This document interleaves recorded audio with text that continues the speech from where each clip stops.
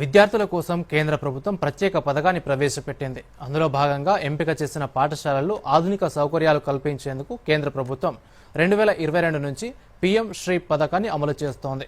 దేశవ్యాప్తంగా 14,000 స్కూళ్లలో అమలవుతున్న ఈ పథకం భద్రాద్రి కొత్తగూడెం జిల్లాలోనూ విజయవంతంగా సాగుతోంది. ఇప్పుడు దీనికి సంబంధించిన వివరాలు చూద్దాం. భద్రాద్రి కొత్తగూడెం జిల్లాలో 24 పాఠశాలల్లో పీఎం శ్రీ పథకం అమలవుతోంది.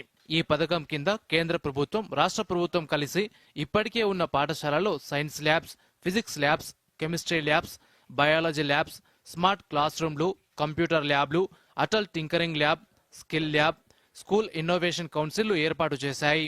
సెకండరీ, సీనియర్ సెకండరీ పాఠశాలల కోసం క్రీడా సౌకర్యాలతో కూడిన ప్లే గ్రౌండ్స్ కోసం ఈ పథకం కింద నిధులు మంజూరు చేశారు.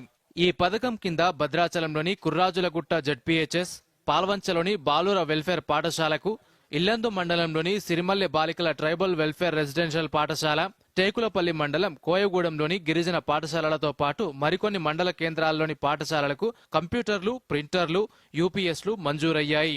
పీఎంశ్రీ నిధులతో జిల్లాలోని పాఠశాలల్లో ల్యాబ్ నిర్మాణాలు, సామాగ్రి కొనుగోలు, విద్యార్థులకు కంప్యూటర్, టైలరింగ్, ఎంబ్రాయిడరీ వంటి ఒకేషనల్ కోర్సుల్లో శిక్షణ ఇస్తున్నారు. భద్రాద్రి కొత్తగూడెం జిల్లాకు చెందిన ఎకనామిక్ మానిటరింగ్ అధికారి నాగరాజు శేఖర్ మాట్లాడుతూ, కేంద్ర ప్రభుత్వం అందిస్తున్న నిధులతో విద్యార్థులకు అవసరమైన పరికరాలను కొనుగోలు చేస్తున్నామని చెప్పారు. దీనివల్ల విద్యాభ్యాసంతో పాటు విద్యార్థుల మనోవికాసం మెరుగవుతోందని అన్నారు. పీఎం శ్రీ అంటే prime minister schools for rising India అనే కార్యక్రమంలో భాగంగా జిల్లాలో ఉన్నటువంటి కొన్ని పాఠశాలలు, అంటే మొదటి విడతలో 20 పాఠశాలలు, తర్వాత రెండో విడతలో 4 పాఠశాలలు, మొత్తం 24 పాఠశాలలు ఎంపిక చేయడం జరిగింది.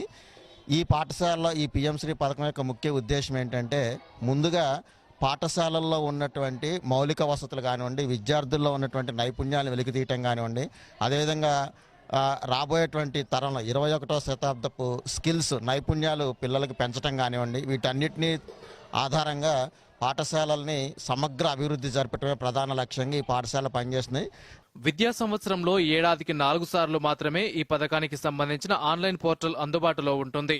ఆ సమయంలోనే ప్రాథమిక, మాధ్యమిక, ఉన్నత పాఠశాలలు నమోదు చేసుకోవాల్సి ఉంటుంది.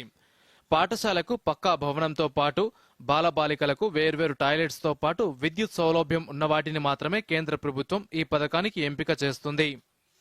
ఆధునిక సాంకేతిక విద్యాభ్యాసాన్ని సులభతరం చేసిన కేంద్ర ప్రభుత్వానికి పాఠశాల సిబ్బంది ధన్యవాదాలు తెలుపుతున్నారు. ప్రధానోపాధ్యాయులు రామకృష్ణ మాట్లాడుతూ, సైన్స్ ల్యాబ్ల ఏర్పాటుతో విద్యాబోధన సులభతరమైందని పేర్కొన్నారు. కేంద్ర ప్రభుత్వం మన పాఠశాలకి నిధులు కేటాయించడం జరుగుతుంది. ఈ 2024-25 అకాడమిక్ ఇయర్లో దాదాపుగా 17 లక్షలు శాంక్షన్ చేయడం జరిగింది. అందులో ల్యాబ్ కోసం 13.5 లక్షలు కేటాయించారు. సమర్థవంతంగా వినియోగించుకొని పాఠశాల అభివృద్ధికి దోహదం చేస్తుందని నేను ఆశిస్తున్నాను. ఈ పీఎం శ్రీ వల్ల వారు కేటాయించే నిధుల వల్ల విద్యార్థులకి ఎంతో ఉపయోగకరంగా ఉంది. తమకు లభిస్తున్న సౌకర్యాల పట్ల విద్యార్థులు ఆనందం వ్యక్తం చేస్తున్నారు. ఫిజిక్స్ ల్యాబ్, కెమిస్ట్రీ ల్యాబ్ వల్ల పాఠాలు సులభంగా అర్థమవుతున్నాయని పేర్కొంటున్నారు.